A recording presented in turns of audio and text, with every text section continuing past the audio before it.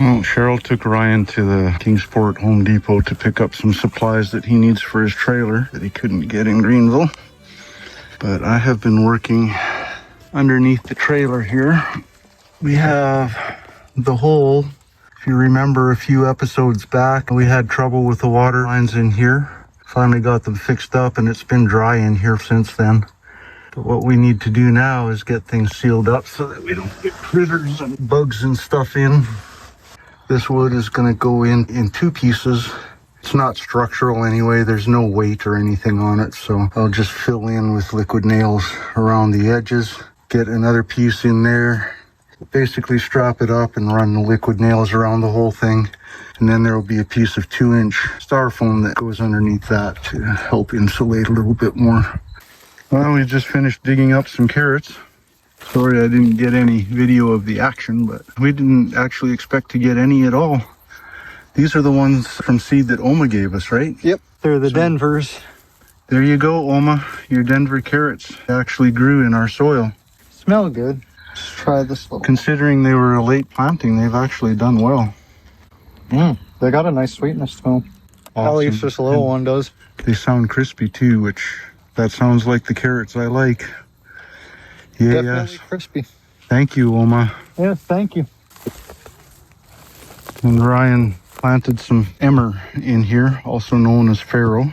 It's good for overwintering, cover crop, that kind of a thing, and you do still get grain out of it next year, so that'll be interesting. We'll have to get a little grain mill and try making our own flour. More of a rice-like grain. Yeah, small grains in the head. We got hit by frost a couple nights in a row last week, and it pretty much took out all of Ryan's dragon tail radishes. So we know now to plant those a little bit earlier in the year so they have a chance to mature and that we can harvest them before they get frosted on. But it was a pretty hard frost, so I'm not surprised that they succumbed to it. The chard is kind of wrinkled up a little bit from the frost, but it's still growing. And the onions and garlics, of course, they don't mind a little bit of frost. The flowers are about done though. I did some work in the garden today, so I figured I would do an update. I mulched both of our cherry trees. That's the Nemeko cherry right there with the red mulch. This is our purple leafed sand cherry. So both of them got cleared and mulched. I cleared the majority of the berry patch as well. Still have quite a bit of work to do, as you can see, but at least it's not a jungle like that anymore. It looks like our sage didn't do too well. It's still alive, so hopefully it'll come back next year. Right here, we have a Juneberry. It has gotten a little bit bigger, but not a whole lot bigger. Right here, we have a chokeberry. He has gotten a lot more growth on him this year. This right here is our thornless raspberry. It did get a little bit bigger, not a whole lot bigger. Hopefully it'll take off like our blackberries did this year. Right here is our beautyberry, and that one I actually already divided once this year. And here's the little nub that I divided off of him. Yeah, he grew, so I'm happy about that. Now we have 2 beautyberries. Right over here is our blackberry. So this guy just absolutely took off. You can see he shot off in multiple directions. He goes over here past the beautyberry all the way back over to where our raspberry is, and he pinned himself. Beside that blackberry, we have gojis. I was very worried about them because I thought that they were dying off earlier in the year, but it branched off from there and actually shot across over to where the blackberry is. So I went ahead and just chopped them off. There's plants here, so next year I can pull them up out of the ground and move them in line with the rest of the gojis. We already have another goji plant. It didn't shoot out the way that the other one did, but still got a decent size to it. It did grow, so that's very, very good. I'm very happy about that. And here's the Nemeko cherry. This guy has gotten quite big over the year. Very happy about that. And If you're curious what this big pile is, the reason it's got a marker in it is because there's actually sweet potatoes down there at the bottom. Seeing if we can overwinter them just by throwing some hay over top of it. See if that works for us. Yeah, I'm very happy to see the results of my lazy berry farming. Everything's getting good. And the last thing that I will show before I go, and this is the comfrey that we planted earlier in the year. The plant itself is doing very, very good, so that makes me happy. Over here you can see some of our black raspberries. They have thorns. You can see these red leaves. These are our blueberries. This is our Chandler. This one right here is a Jersey. A Duke. So that's our Ginkgo biloba. He's done for the year. Fingers crossed next year things will go very well and we'll start getting some real berry production. I just finished doing a little bit more mulching with the berry patch. Over here with the raspberries and the beautyberry, gojis have some mulch, so everything's got some food for now. I cleared the rest of that forest and you can see all the haze just kind of laying around. I might actually put it somewhere else because what I'm doing currently is clearing these logs so that I can get to this hay bale that's been sitting here all year. What prompted me to start taking this video was actually that right there. You can see this hay bale was up against some logs and you can see that some microbes got into it and it's already starting to decompose, which is awesome. So I mean, this stuff right here is practically soil.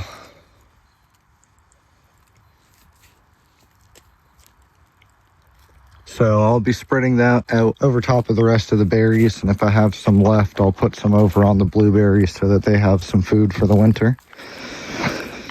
But I'm gonna get back to work. I just thought that I would make a quick little update and show the little work that I've done today.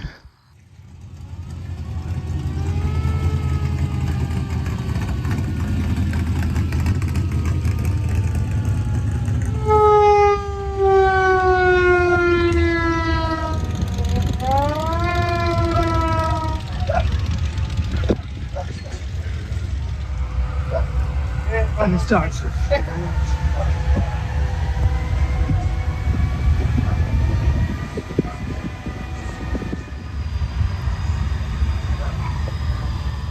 Uh-oh, there's a backup on the parade.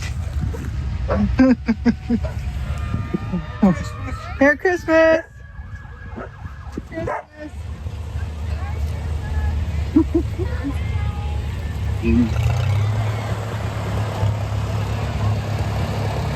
One, but two so far. Merry Christmas! Happy holidays!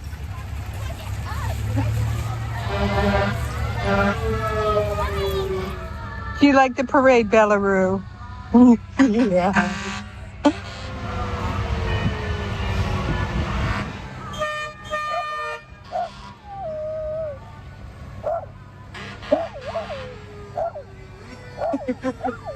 Are you singing?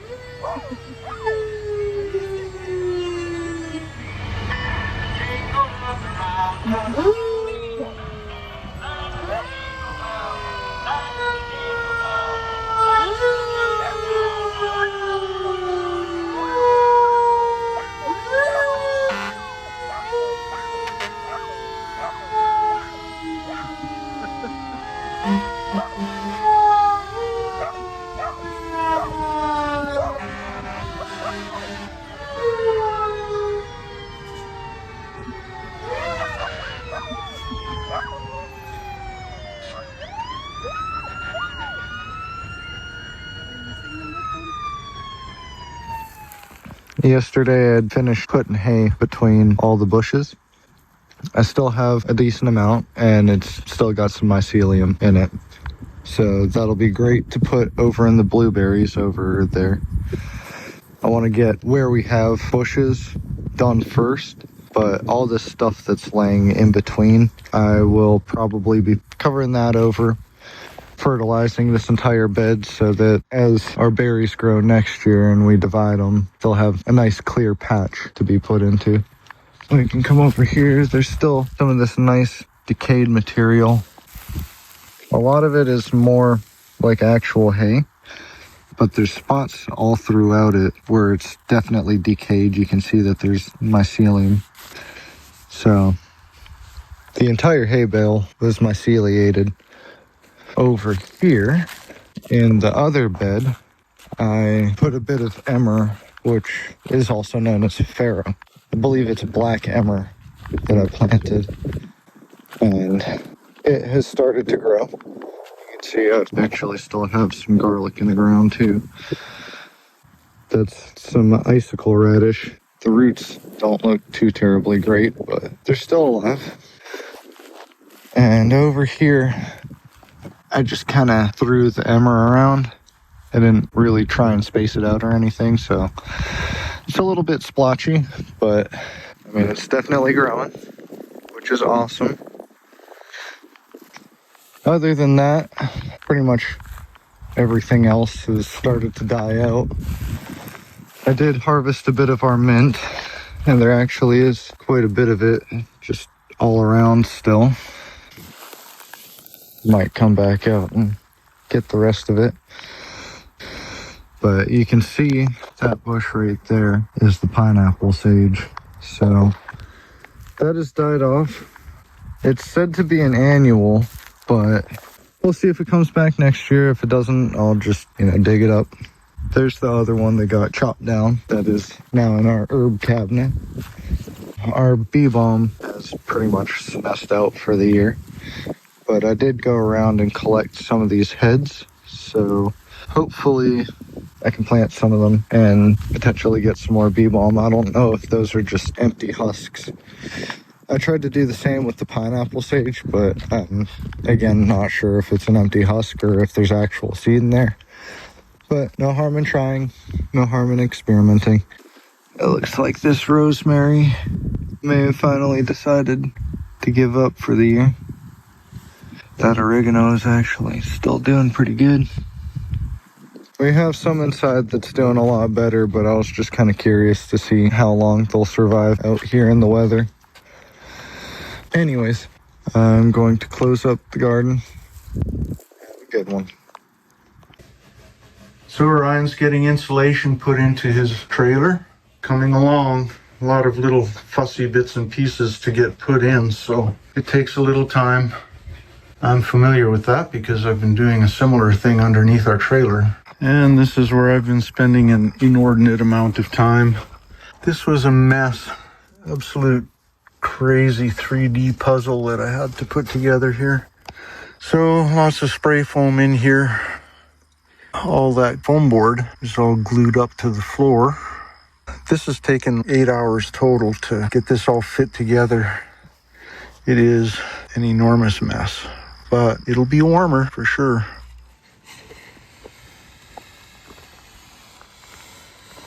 I will say that Ryan has been doing much more precise work with his insulation than I did with mine.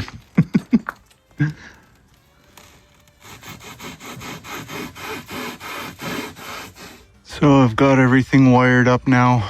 We've got heat tape that goes from this outside tap back, and then another heat tape that goes from down in the ground up this column here, and that's where everything plugs into. So I think this part of everything is ready for winter now. Yay. And inside the shop here, after our blowout last winter, I've got a heat tape that runs from down inside this pipe now up all along here, and it's all plugged in now, so I think we're set. We should be good for this winter.